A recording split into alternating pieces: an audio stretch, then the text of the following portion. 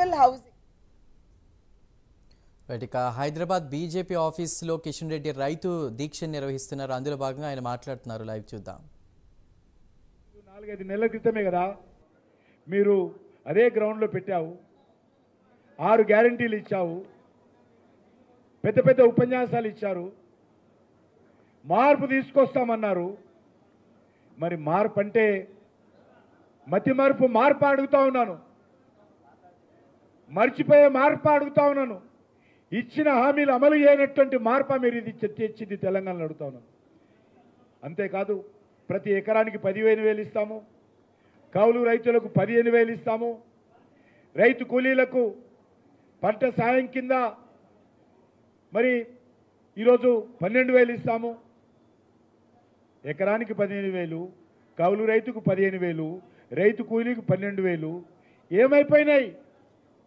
ఎక్కడ పోయింది అడుగుతా ఉన్నాను.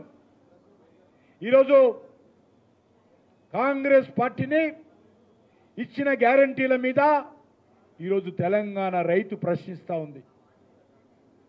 ఇచ్చిన గ్యారంటీలు ఎప్పుడు అమలు చేస్తారో చెప్పాల్సిందిగా డిమాండ్ చేస్తూ ఉన్నాము.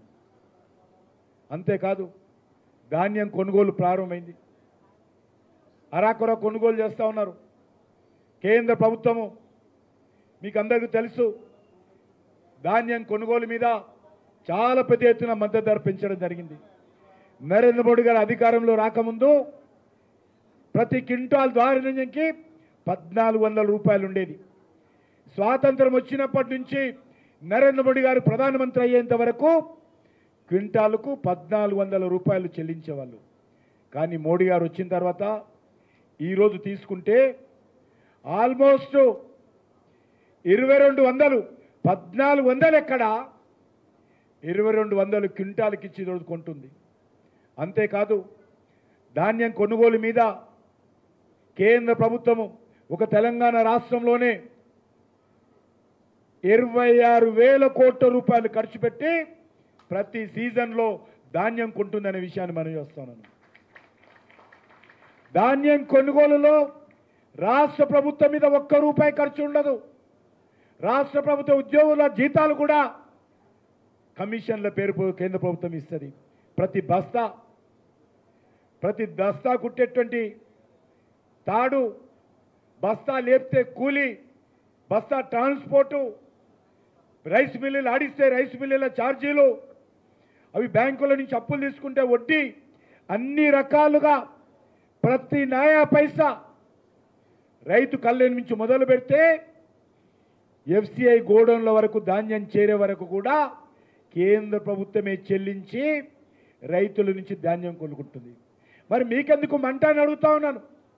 మేము అన్ని రకాలుగా నరేంద్ర మోడీ గారి ప్రభుత్వము ధాన్యం కొనుగోలులో అండగా ఉంటే ఎందుకు ఈరోజు రాష్ట్ర ప్రభుత్వము ధాన్యం కొనుగోలులో నిర్లక్ష్యం చేస్తుందో చెప్పాలి.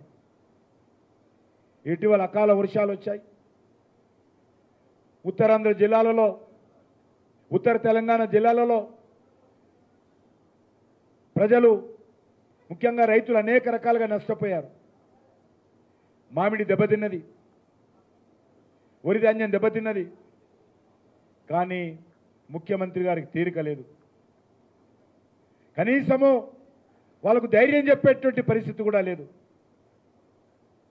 అంతేకాదు బోనస్ ఇస్తామన్న 500, ఏదైతే కేంద్ర ప్రభుత్వము ఎకరానికి 2,203 రూపాయలు ఇస్తుందో దానికి 500 కలిపి 2,700 రూపాయలు ప్రతి క్వింటాలకు రాష్ట్ర ప్రభుత్వం చెల్లించాల్సినటువంటి బాధ్యత ధాన్యం మీద రైతుకి ఇవ్వాల్సినటువంటి ఉన్నది.